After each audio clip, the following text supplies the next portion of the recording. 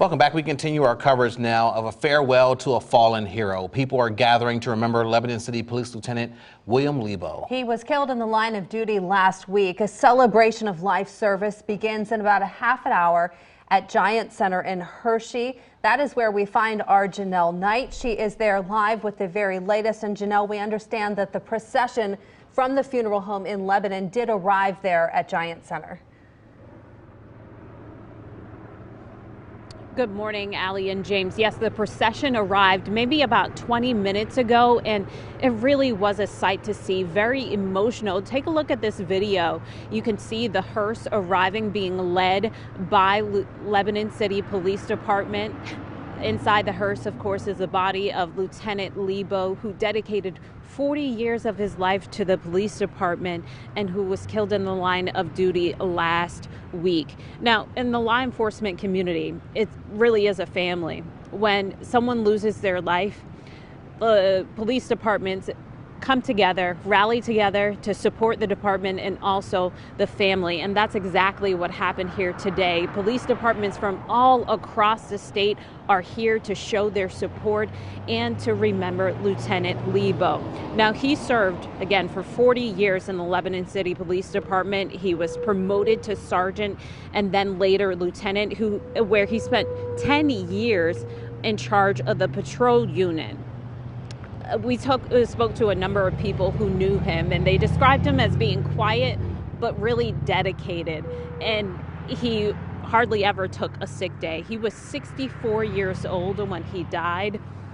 He leaves behind a wife and a daughter. Now, the service starts here at the Giant Center at 11 o'clock. Doors opened at 10 o'clock, and as I mentioned, a lot of people are expected to be here. Back to you.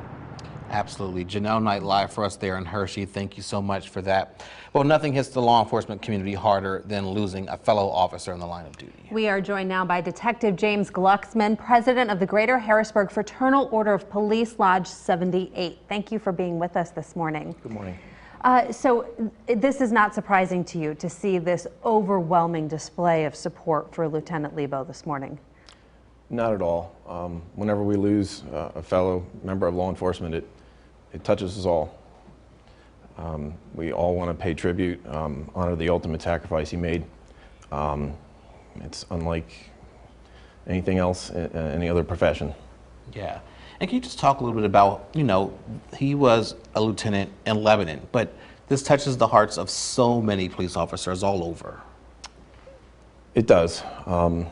Every day we go to work, we see things, and we never know when that day might be our day. When something like this happens, whether it's right next door or anywhere in the country, communities and lives are changed forever. And all of us think about it, and we all, in our own way, deal with it. But we all also want to be there to show our support for the family and those whose lives were changed forever. The procession this morning from the funeral home was from various agencies in Lebanon County, but at this celebration of life service, we're going to see organizations from all across Pennsylvania, from other states as well. Can you talk about just the feeling of family that you have, especially when something like this happens? Like I said, it's unlike any other profession. We all go out there and do our job every day. We're out there helping, serving the communities, knowing that this happens and could happen at any given moment. The brotherhood amongst all members of law enforcement, it's unlike any other. We all support each other. Don't have to know the officer personally to feel it. Watching the ceremony, watching the motor procession, and having been there before, you get a knot in your stomach. You just want to pay tribute and honor and respect and give remembrance to the life that was lived serving his community and ultimately gave, the greatest sacrifice he could. Can you just talk a little bit about, you see so much support and you see these police officers come out here for this memorial service, but for many of them, tomorrow they go right back on the job again. What goes through your mind when you see something like this and you know that this is the danger of the job, it's right in front of you, but you do go back to work and you have to move forward? You don't think about it every minute of every day. Sometimes you don't think about it at all, but many of those officers that you see there now, and like myself, as soon as we're done here, we're going to go and keep doing what we do. Respond to calls and help whoever's, is in need. That's what we do. It's the dedication.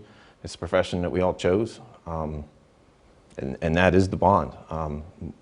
We want to be there for everybody involved, and our brothers who are on duty and off duty, and the families of everyone that's serving, and that's what we do. We were talking a little bit before you came into the studio, and this one just seems especially hard to take for a lot of people in your community. He was, 40 years on the force. He was 1 month from retirement, and we are led to believe that his death was a deliberate act. It was an intentional act. It's never easy when a brother or sister dies in the line of duty. Obviously, when there's an intentional act that causes it, it makes it a little bit more tough. It never diminishes the value of the lives that serve every day, and those of the lives that were lost. And but this does. It's always a little worse when it's intentional. Yeah, absolutely. Detective, thank you so much for coming in and talking about this with us this morning. We really appreciate your time. Thank you. And of course, our hearts are with everyone in the law enforcement. We know this is a really, really tough day, so we thank you for being with us. Our coverage continues at 11 o'clock when we will show the memorial service in its entirety. And stay with us, we'll be right back.